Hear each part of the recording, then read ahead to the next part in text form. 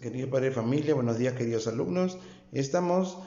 Soy el profesor del área de CTA, profesor del curso de biología, ¿sí?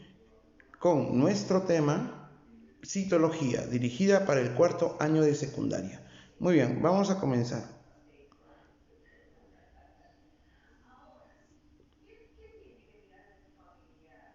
Historia.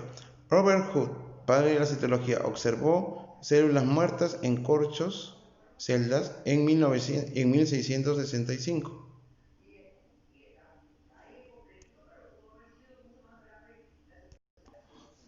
Muy bien, entonces, un poco de historia vemos.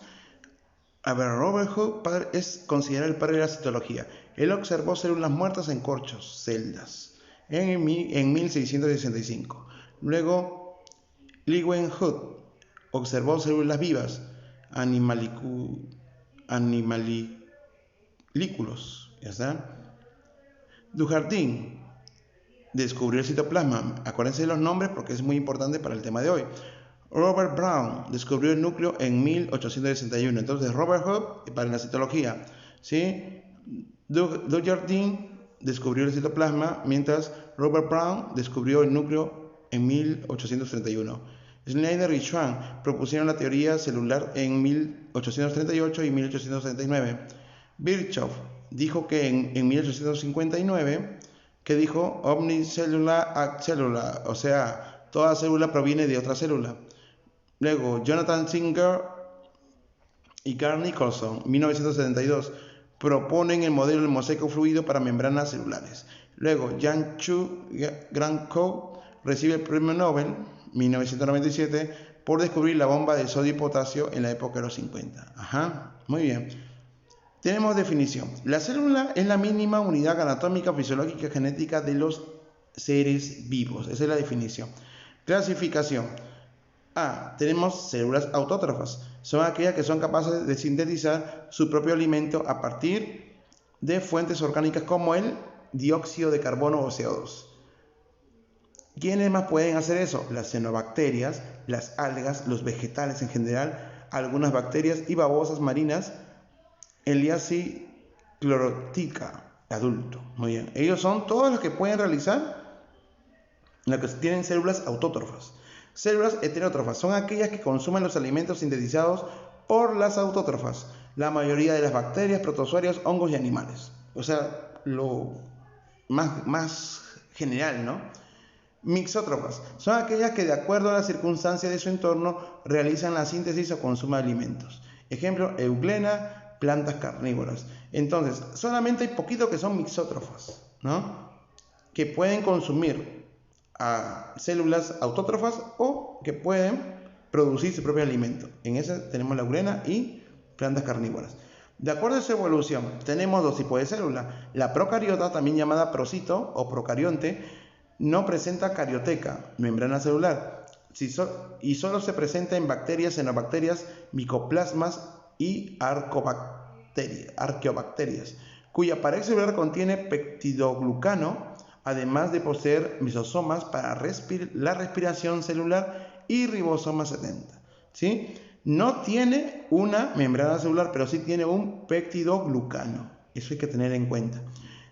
Célula eucariota, también llamada eucito, es la célula típica de los organismos pluricelulares y de algunos unicelulares. Como consecuencia de su elevado grado de diferenciación, posee gran número de estructuras y órganulos. ¿Sí? Entonces, esas son las células mucho más evolucionadas. Las células mucho más evolucionadas, y vamos a ver acá algunas diferencias. Las procariotas son las primeras células que aparecieron. No poseen carioteca y su ADN está en el citoplasma. Miren, a diferencia de las eucariotas. Haciendo la comparación, son las primeras células que aparecieron y provienen de algunas células procariotas que evolucionaron. Entonces, se dice que las eucariotas provienen de algunas células que evolucionaron y justamente formaron las eucariotas. Ahora, no presenta carioteca las procariotas, pero sí presentan ADN, pero no está en el núcleo, sino está en el citoplasma. Mientras las eucariotas sí presentan carioteca y su ADN está dentro del núcleo, fundamentalmente está dentro del núcleo. El ADN es circular y desnudo, sin histonas. ADN alargado con histonas. Esa es la diferencia entre procariota y eucariota. Su ADN es circular y desnudo, mientras las eucariotas su ADN es alargado con histonas. Acuérdense de eso. Presenta como orgánulo solo a ribosomas. Ojo, organela también llamado, ¿no? Mientras las eucariotas presentan a todas las organelas, incluyendo a los ribosomas. O sea, hay un montón de orgánulos o organelas, ¿sí?, que aparecen en las eucariotas, mientras la procariota tan solo tiene el ribosoma. Miden menos de 10 micrómetros y juntos forman colonias. Miden más de 10 micrómetros y juntos forman tejidos. Mira la diferencia. En el caso de las procariotas forman colonias, mientras en las eucariotas forman tejidos. Se encuentran en los dominios. Estas células hasta ahora existen. Muy bien. Dominio bacteria, que son bacterias y cianobacterias, y dominio archaea, que son las arqueobacterias. Mientras las células eucariotas hasta el día de hoy existen y son las que están en el reino protista, algas y protozoarios, reino fungi, hongos, reino plantae, vegetales, y reino animalia, que están los animales.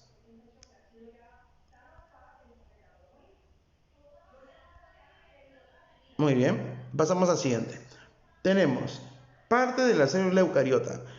Entonces ya hemos visto justamente algunas diferencias. Ahí lo hemos analizado en la parte anterior. Pero ahora vamos a estudiar lo que es la eucariota.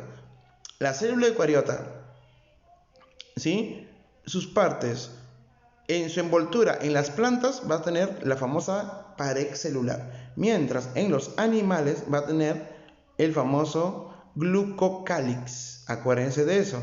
En plantas se llama pared celular y en los animales va a ser glucocálix, ¿sí? Y ahora, ojo, el glucocálix vendría a ser una envoltura previa, mientras en las plantas ya es lo definitivo, ¿no? Lo definitivo, es su pared celular.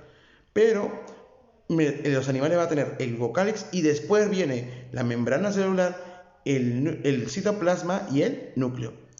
Dice, advertencia pre, no olvides que las unidades de los ribosomas se ensamblan en el nucleolo celular.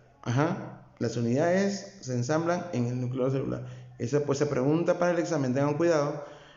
1. Envoltura celular. Tenemos glucocálix. Envoltura de la célula animal tiene como componentes a los oligosacáridos. Sus funciones son receptor de señales químicas, reconocimiento celular y adhesión celular. Muy bien. Es como una especie de control, ¿no? Una especie de control, sensor de control. Ya está. Pared celular. Envoltura de la célula vegetal. Su componente químico principal es la celulosa. Sus principales funciones son brindan protección, rigidez, ¿sí?, y forma a la célula vegetal. Y ahora el glucocálix, ¿quiénes lo forman? Está conformado por oligosacáridos, mientras que la célula vegetal está formada por celulosa. Tengan en cuenta eso. Membrana citoplasmática. Es una asociación supramolecular glicolipoproteica. Glico viene de glucosa, lipo de lípidos y proteica de proteínas, que forman una doble capa que envuelve al citoplasma. Es permeable y selectiva, claro.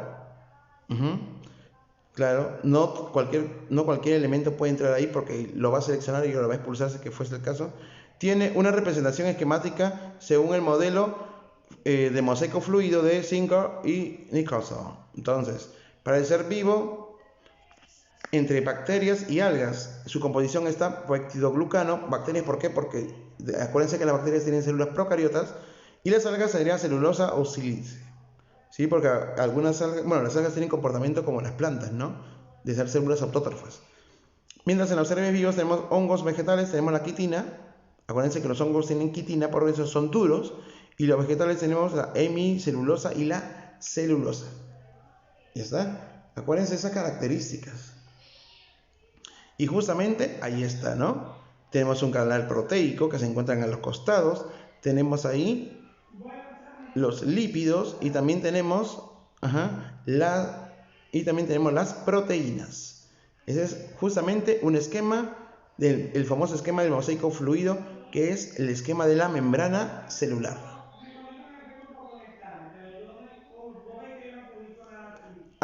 Estructuras de la membrana.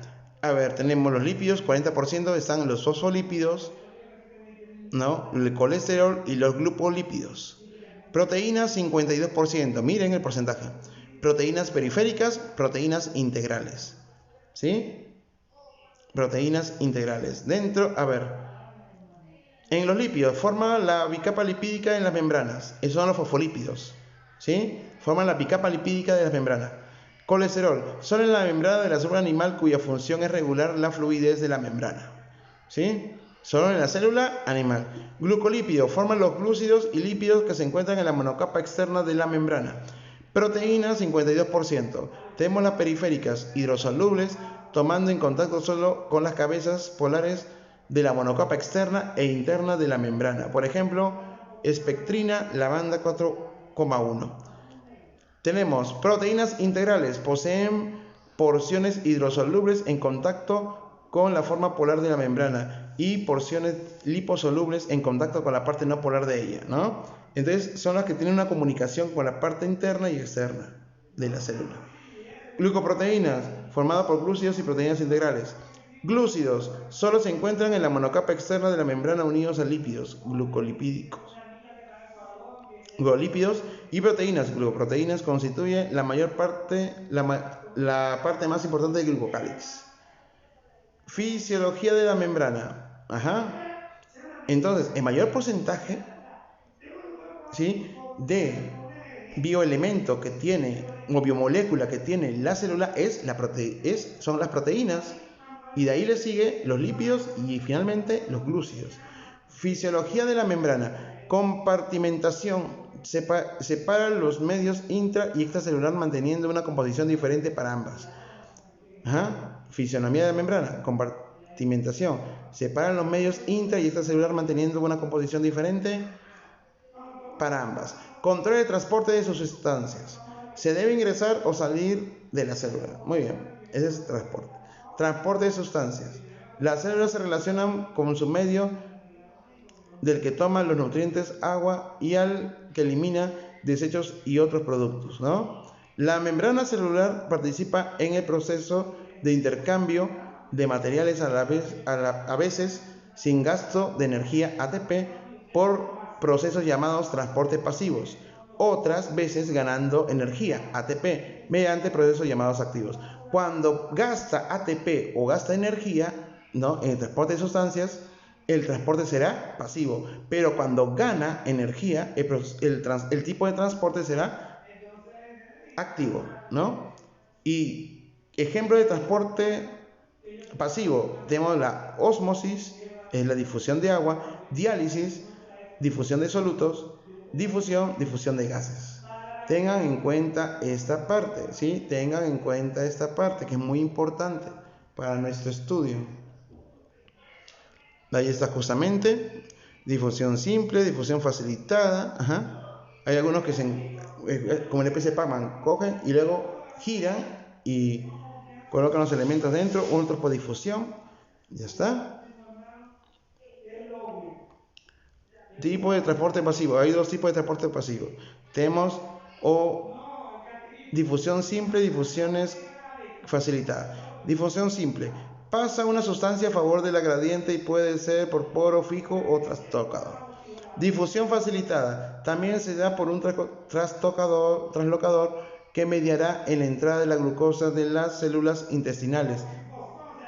La afinidad de traslocar por la glucosa depende de la concentración de sodio. ¿Sí? Muy bien.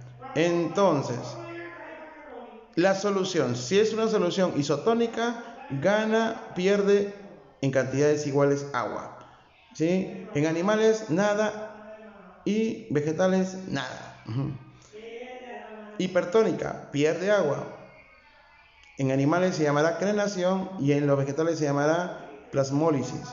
Y es hipotónica cuando gana agua, se llama plasmosis o lisis, y turgencia cuando se hincha. Eso es en caso de los vegetales.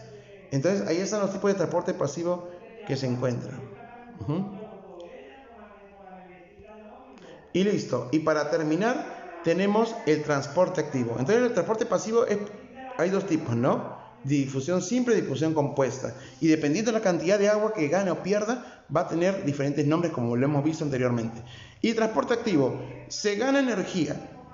Acuérdense que en el transporte pasivo se pierde energía, pero en el activo se gana energía llamada ATP. Se da contra la gradiente de la concentración y cuando la masa a transportar al interior o exterior de la célula es muy grande. Mediante bombas se transporta en contra de la gradiente de concentración, generalmente iones, como la bomba de sodio y potasio, la bomba de calcio en el músculo, la bomba de yoduro en las glándulas tiroides. La más importante es la bomba de sodio y potasio, ¿sí? Que es que un elemento entra a la célula, ¿no? Se une a otro, forma ATP y luego se libera el otro elemento químico, ¿sí? Hay uno que es extracelular, entra, y luego el intracelular sale y ha formado, justamente ya ha ganado ATP. Mediante masas, es un transporte activo que ocurre cuando se transporta sustancias cuyas masas son muy grandes y no pueden pasar por el poro de la proteína integral de la membrana. De acuerdo a la dirección de transporte son endocitosis, la sustancia ingresa a la célula, y de acuerdo con el estado de la sustancia son fagocitosis, ¿sí? ¿Qué significa endocitosis? Que entra a la célula. Fagocitosis, ingresa sustancias sólidas como polvo y bacterias, ¿sí? Fagocitosis, o sea, cuando la célula se lo come. Pinocitosis, ingresa sustancias líquidas. Acuérdense, fagocitosis cuando la célula se come, entre comillas, ¿sí? Se come una sustancia sólida. Pinocitosis es cuando se come una sustancia líquida. Y exocitosis es cuando la sustancia sale de la célula como desechos. Entonces hay algunas que están adentro y otras que están afuera. Y justamente ahí están los procesos, ¿no? Que lo podemos observar en cada uno de ellos y lo pueden completar ustedes. Muy bien, muchachos, eso sería todo con respecto a esta clase, ¿sí? Lo que tienen que hacer es resolver la ficha de aplicación, ¿sí? Para que puedan ustedes tener una excelente nota. Nos vemos hasta el día de mañana. Cuídense y chao. Practiquen y lean, ¿sí? Lean todo lo que hemos visto hasta ahora. Lean todo lo que hemos visto hasta ahora y yo estoy seguro que van a sacar una excelente nota. Cuídense, chao.